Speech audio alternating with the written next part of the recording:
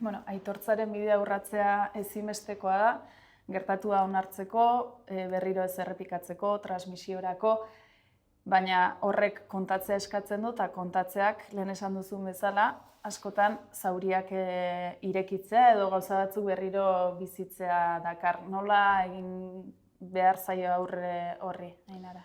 Bueno, pues, nik uste dut errespetu osoz, osea, lehen aipatu dana, ez? Bakoitza badauka bere prozesua, inor ez da forzatu behar prozesu honet baitan egoteko.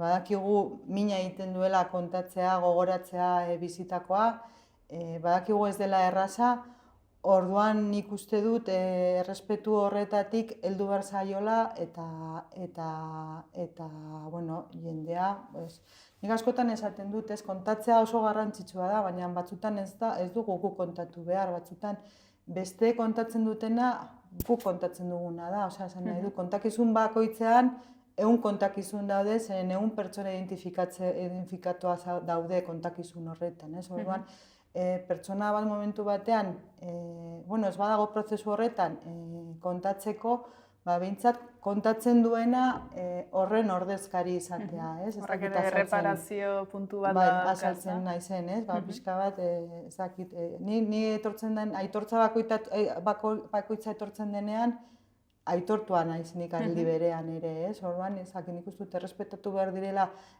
prozesu guzti horiek, baina, bueno, prozesuare egin behar da eta beharrezkoa da egitea, ez? Lehen lege hitz egin dugu, Ainara, eta, bueno, aipatzen zenuen, ez? Orain garatu beharreko bideetako bat badela legeek ahalbidetzen dutena. Ze aukera eta ze muga dituzte lege horiek? Bueno, nik uste dut aukerak direla, osea, ezer baino gehiago bada, ez? Eta probestu behar ditugula.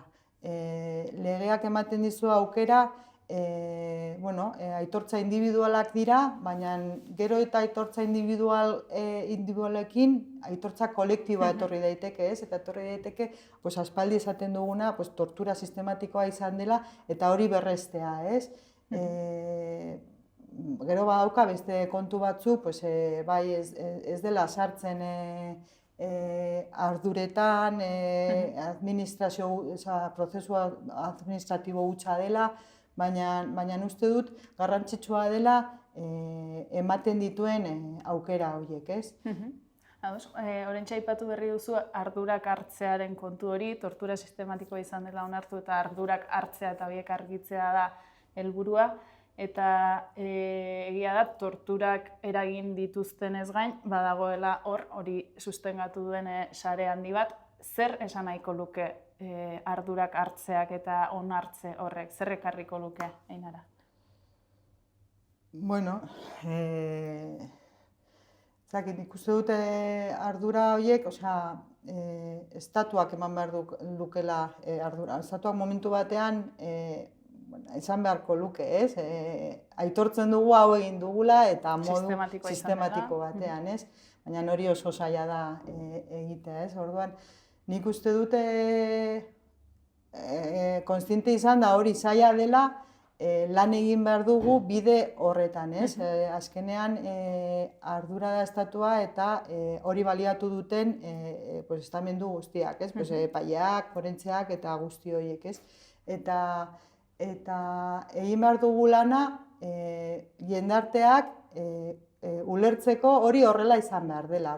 Behin egunen batean berriro martxan jartzen baldin bada mekanismo guzti hau euskal dizidentziaren kontra edo, ulertzeko eta ez jartzeko hain erraza berriro martxan jartzeko, ez? Osea, jakinda ere hori oso zaila dela eta kontziente gara, ez? Ez dakit egunen batean helduko garen horretara, ez? Baina...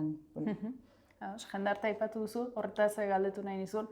Azken 5 urte hauetan bide luzea eginda, tortura ikusarazteko bidea eginda, nahiz eta oraindik asko dagoen egiteko. Sumatu duzu euskal jendartean aldaketarik, begirada edo ez dakite berririk edo?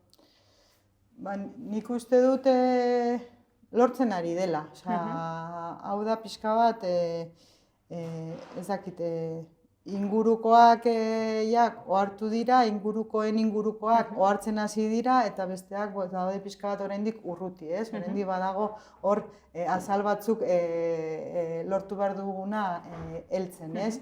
Orduan nik uste dut pausuak eman direla jendartean eta gehien bat igual instituzioetan, baina oraindik lan handia dago egiteko, ez? Oraindik justifikatu egiten da tortura, oraindik badirudi batzuk merezi dutela eta beste batzuk ez, eta hori tortura ez da justifikatzen inondik inora, eta hori desmontatzea eremu konkretu batzuetan oso zaila da.